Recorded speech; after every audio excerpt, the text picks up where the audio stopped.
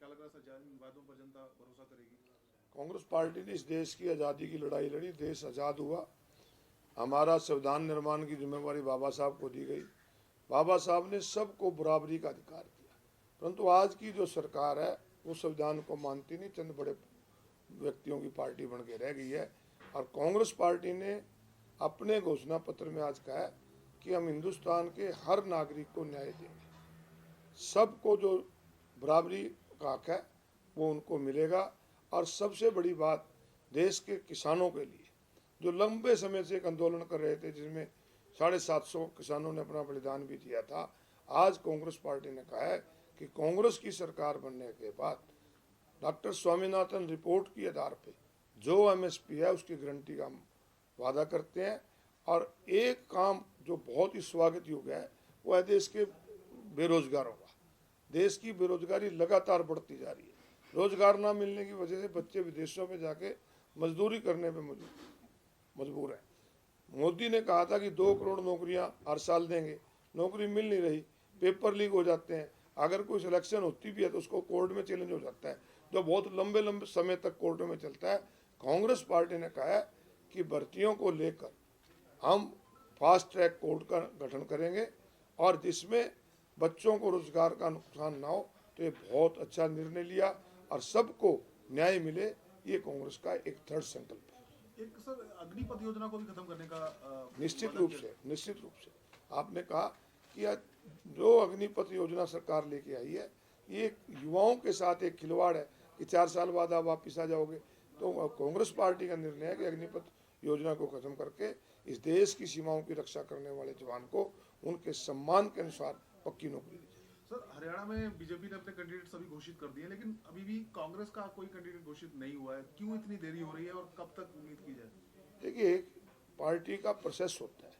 Party की screening committee की meeting हुई, 2-3 मीटिंगें हुई और स्क्रीनिंग कमेटी के अंदर फैसला करके नाम जो है हमारे जो सेंट्रल इलेक्शन कमेटी है उसको भेज दिए, जिसकी मीटिंग आज है, उसके अंदर फैसला हो जाएगा।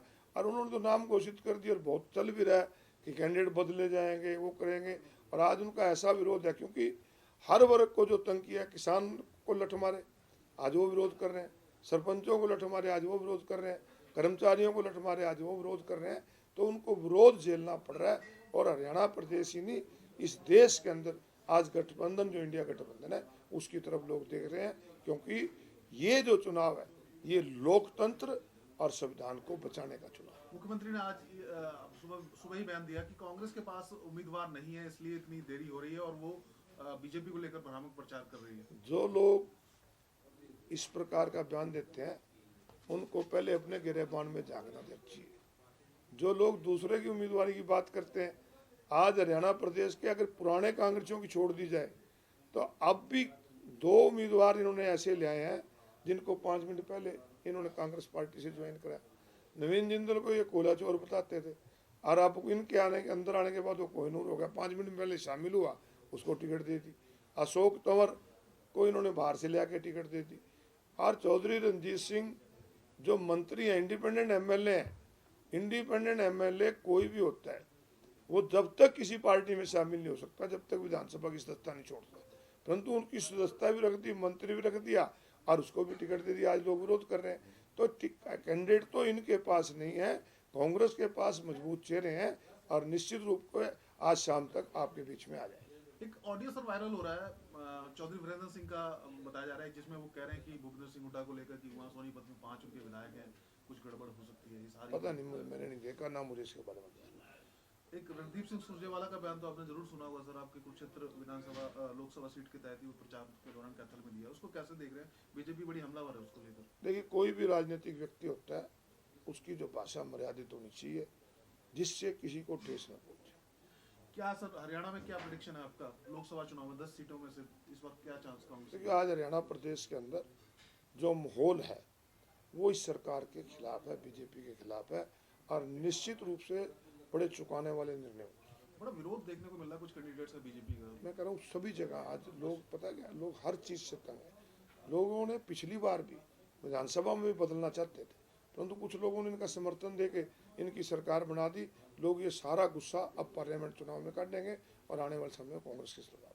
दूसरी पार्टियों की स्थिति कैसे देखते हैं सर, क्योंकि आप आम आदमी पार्टी के साथ गठबंधन में चुनाव लड़ रहे हैं, बीजेपी सामने है, सभी उम्मीदवार उतार दिए गए, जेजेपी और आईएनएलडी भी चुनाव लड़ेगी लोकसभा का। तो जहाँ तक जेजेपी की बात है, लोग जितना बीजेपी को दोषी मानते हैं उतना ही जेजेपी को भी दोषी मानते हैं, क्योंकि ये भी गठबंधन के अंदर थे। जाओ अगर लठ पड़ रहे थे तो उतना दोषी मनोहर लाल है, उतना दुष्यंत भी है। और तीसरी बात कही आपने आईएनएलडी के, देखो हर पार्टी को चुनाव लड़ने का अधिकार है, परंतु जो विकल्प है वो केवल गठबंधन है, कांग्रेस पार्टी है, इसलिए लोग गठबंधन को वोट दें।